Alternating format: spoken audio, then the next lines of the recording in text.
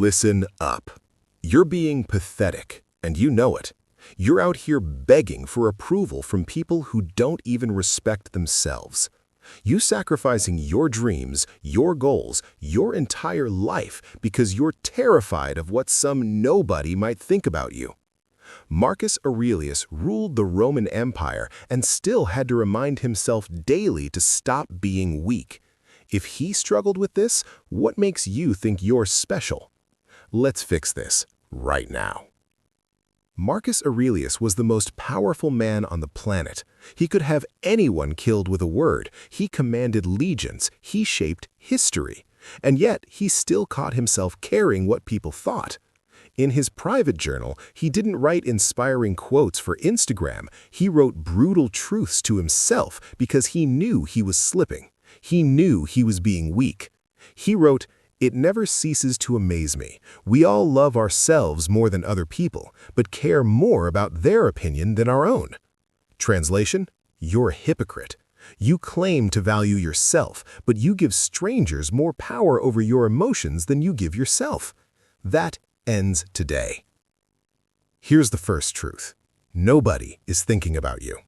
You think people are sitting around analyzing your every move? They're not. They don't care. Marcus wrote, "You always own the option of having no opinion.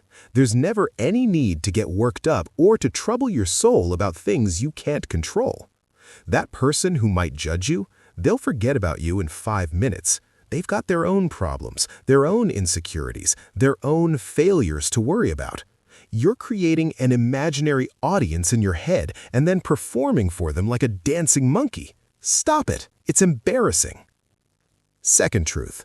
The people judging you are losers. Let's be real. Who are these people whose opinions you're so terrified of? Are they millionaires? Are they living the life you want? Are they happy, successful, at peace? No. They're sitting on their couch, scrolling their phone, judging you to make themselves feel better about their own mediocre existence. Marcus said, "Waste no more time arguing what a good man should be. Be one." Stop asking permission from people who haven't accomplished anything. Their opinion is worthless. You know this. Act like it. Third truth. You're dying right now. Every second you waste worrying about their approval is a second you'll never get back. Marcus was obsessed with death, not in a morbid way, but as motivation. He'd remind himself, you could leave life right now. Let that determine what you do and say and think.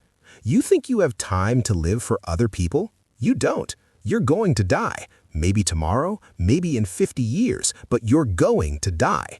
And on your deathbed, are you going to be proud that you played it safe? That you never took risks because you were scared of criticism? That you wasted your one life seeking approval from people who don't matter? Get angry about this. You should be angry. You're throwing away your life for nothing. Fourth truth. You can't control them anyway. Here's where Stoicism hits different. Marcus separated everything into 2 categories. What you control and what you don't. You control your choices, your actions, your character, your effort. You don't control their thoughts, their opinions, their judgments, their gossip. He said, you have power over your mind, not outside events. Realize this and you will find strength. So why are you stressing about something you can't control? That's not wisdom, that's stupidity. Do the right thing. Let them think whatever they want. Their thoughts are not your responsibility. Fifth truth. Freedom is on the other side of not giving a damn. Every successful person, every legend, every warrior had to stop caring what others think. It's the price of admission. Marcus wrote this specifically for moments when he felt weak. If someone can prove me wrong and show me my mistake in any thought or action, I shall gladly change. I seek the truth, which never harmed anyone. Notice what he didn't say? He didn't say, if someone doesn't like me, I'll change to please them. He only cared about the truth, about what's right. Everything else was noise. When you stop caring about their approval, you become unstoppable. You make decisions faster. You take bigger risks. You speak your truth. You live your life. That's when you become dangerous. So here's what you're going to do. Stop being soft, stop seeking validation, stop apologizing for taking up space.